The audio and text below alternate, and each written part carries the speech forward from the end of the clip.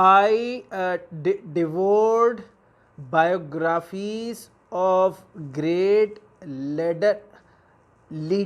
Leaders. Safi भाई, अगर इस तरीके से रीडिंग करी तो सारी ज़िंदगी में एक किताब भी ख़त्म नहीं हो पाएगी। क्या करें यार।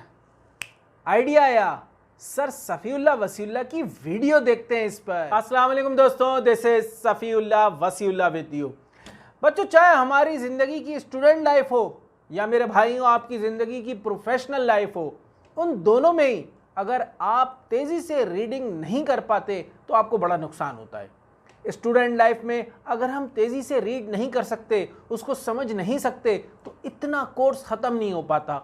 और प्रोफेशनल लाइफ में जो हमारी फील्ड से रिलेटेड लिटरेचर होता है, जो हमें पढ़ना पड़ता है अपने काम को आगे बढ़ाने के लिए, ग्रो करने के लिए, हम उसको तेज़ी से नहीं पढ़ पाते, ना समझ पाते। देखें, कहते हैं ना कि लीडर्स आर रीडर्स। वो किस तरीके से वो अपनी तमाम कामों के साथ साथ किताबें भी पढ़ते हैं। तो कैसे वक्त निकाल लेते हैं? क्योंकि वो तेज़ी से रीड करना जानते हैं। ये एविडेंस बेस्ड अप्रोचेस होती हैं। मैं आज आपके साथ 4 ऐसी स्ट्रेटजीज शेयर करूंगा जिसके ज़रिए आप तेज़ी से रीड करना सीखेंगे।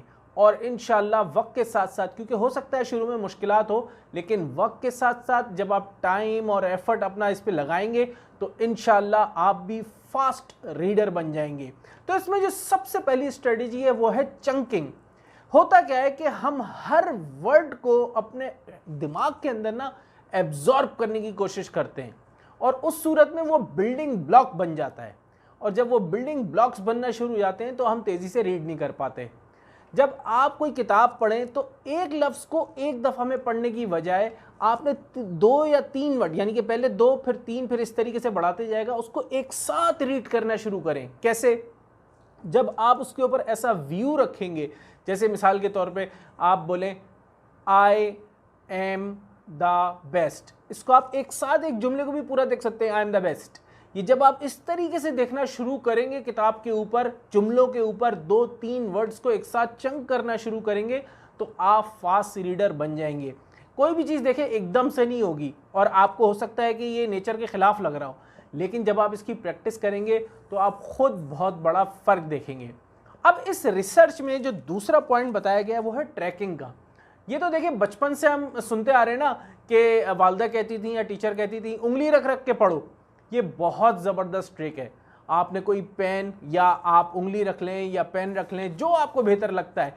जब आप रीड करते हैं तो उसके ऊपर ऐसे पेन या उंगली रख के और फिर ऐसे ऐसे चलाते जाएं साथ साथ, तो उससे आपकी स्पीड में बहुत फ़र्क पड़ेगा और आप तेज़ी से रीड करना सीख जाएंगे।